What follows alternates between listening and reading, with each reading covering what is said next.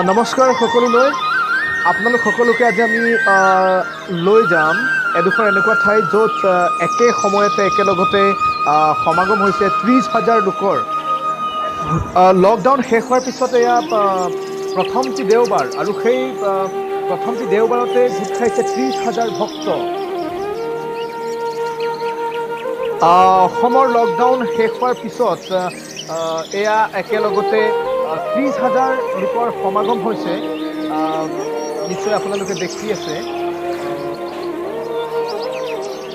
সেই দেওবাৰতে বন্ধৰ দিনত আজি একে সময়তে একেলগতে ৩০,০০০ প্ৰায় ৩০,০০০ ভক্তৰ সমাগম এক সুন্দৰ পৰিৱেশ দেখিছে আপোনালোক সকলোৱে আমাৰ লগত আছে জিন্টুদাই দেখুৱাব আপোনালোকক কি ধৰণৰ এক পৰিৱেশ সেই ৩০,০০০ ভক্তৰ য'ত সমাগম হৈছে তাত উপস্থিত আছে জিন্টুদা এয়া চাওক আপোনালোকে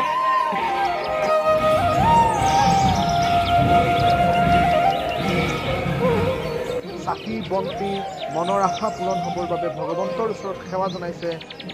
৩০,০০০ লোকে একে সময়তে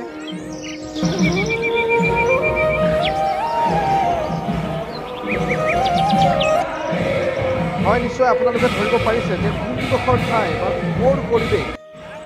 এয়া হৈছে যোৰহাট জিলাৰ ঢেকীয়াখোৱা বৰনামঘৰ